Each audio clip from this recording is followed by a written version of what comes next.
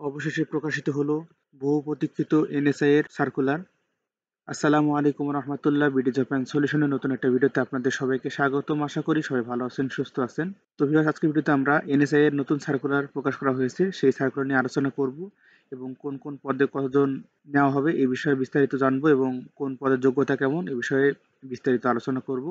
তো আমি এনএসআই সম্পর্কে আমার গত ভিডিওতে কিন্তু আপনাদেরকে জানিয়ে দিয়েছিলাম যে এই বছরের মাঝামাঝিতেই এনএসআই সার্কুলার প্রকাশ করা হবে। অনেকে অনেক রকমের মন্তব্য করেছিলেন, তো যাই হোক অবশেষে দেখতে পারলেন। তো ভাই, আপনাদের একটি কথা বলতে চাই যে আমরা যখন কোনো নিউজ করি অবশ্যই তার সোর্স জানার পরেই কিন্তু আপনাদেরকে সেটি জানাই। তো যাই হোক, তো চলুন আমরা সার্কুলারটি দেখে নিই। জাতীয় নিরাপত্তা গোয়েন্দা সংস্থা এনএসআই প্রতিষ্ঠানের পরিচিতি।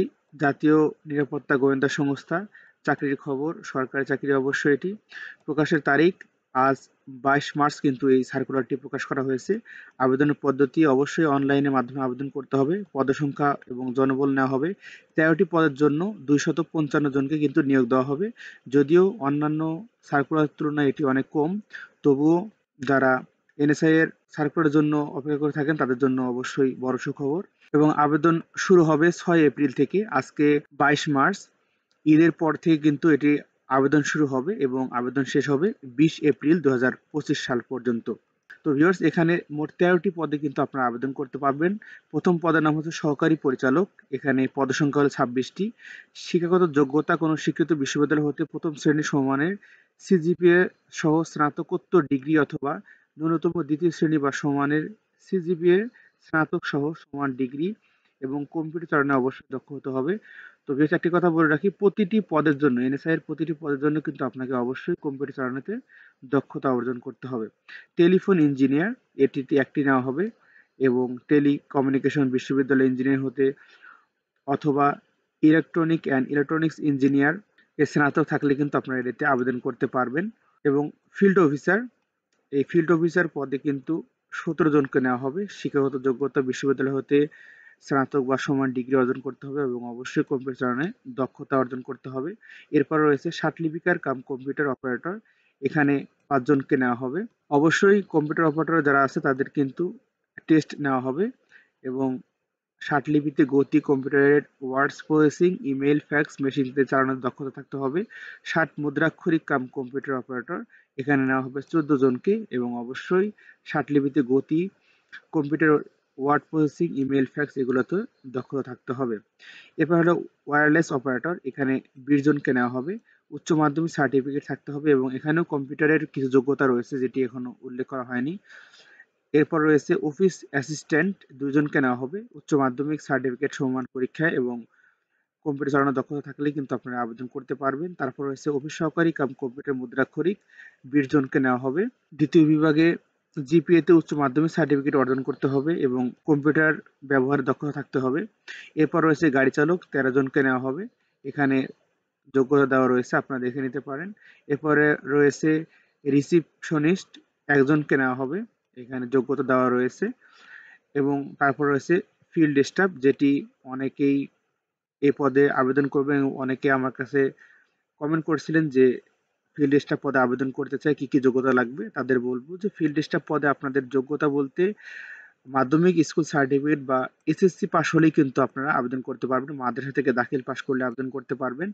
হিউজ পরিমাণে, অর্থাৎ অর্ধেক পদ সংখ্যা কিন্তু এই ফিল্ড স্টাফ পদেই, 109টি।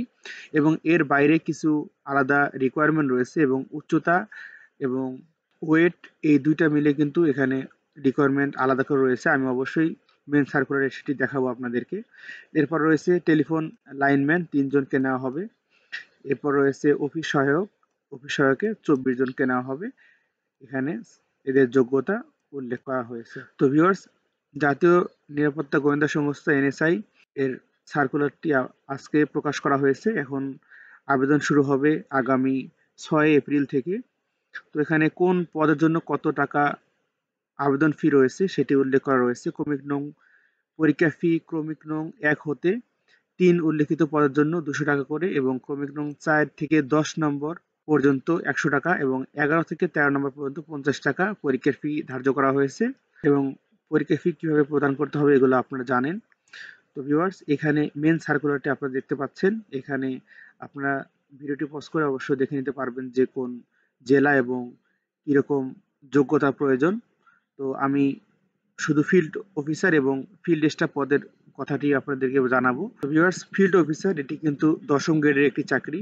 ১৬,০০০ থেকে ৩৮,৬৪০ টাকা পর্যন্ত স্কেল এবং অবশ্যই শিক্ষাগত যোগ্যতা এখানে কোনো শিক্ষিত বিশ্ববিদ্যালয় হতে ২য় শ্রেণীর স্নাতক বা সমান ডিগ্রি থাকতে হবে। কম্পিউটার চালনায় দক্ষ থাকতে হবে। উচ্চতার প্রয়োজন আজ রয়েছে এখানে। পুরুষের জন্য ন্যূনতম ৫ ফিট ৩ ইঞ্চি এবং মহিলাদের জন্য ৫ ফিট হলে আবেদন করতে পারবেন এবং বুকের মাপ পুরুষ ও মহিলা উভয়ের ক্ষেত্রে ৩০ থেকে ৩২ ইঞ্চি সম্প্রসারিত অবস্থায় থাকতে হবে এবং এর চেয়ে বেশি থাকলে কোনো সমস্যা নেই, কিন্তু কম থাকলে সমস্যা রয়েছে। এবং এই পদে কিন্তু সকল জেলার প্রার্থীগণ আবেদন করতে পারবে। এরপর বাকি পদগুলো আপনারা ভিডিও পজ করে দেখে নেবেন যোগ্যতাগুলো। আমি যেগুলো ভাইটাল পদ সেই ২টি পদ নিয়ে আপনাদের সামনে আলোচনা করব। এরপরে যে পদটা নিয়ে আলোচনা করব সেটি হচ্ছে ফিল্ড স্টাফ পদ। এখানে দেখতে পাচ্ছেন যে ফিল্ড স্টাফ পদ, এটির বেতন গ্রেড হলো ১৭, ৯,০০০ থেকে ২১,৮০০ টাকা পর্যন্ত এর স্কেল এবং এখানে কিন্তু ১০৯ জনকে নেওয়া হবে। কোনো স্বীকৃত বোর্ড হতে মাধ্যমিক স্কুল সার্টিফিকেট বা সমান পরীক্ষায় উত্তীর্ণ হতে হবে। উচ্চতা পুরুষদের জন্য ন্যূনতম ৫ ফিট ৪ ইঞ্চি, মহিলাদের জন্য ৫ ফিট হলেই হবে এবং বুকের মাপ পুরুষ ও মহিলা উভয় ক্ষেত্রে ৩১ থেকে ৩৩ ইঞ্চি হতে হবে এবং এর কম হওয়া যাবে না, বেশি হলে কোনো সমস্যা নেই এবং এ পদে আবেদন করতে পারবে সকল জেলার প্রার্থীগণ।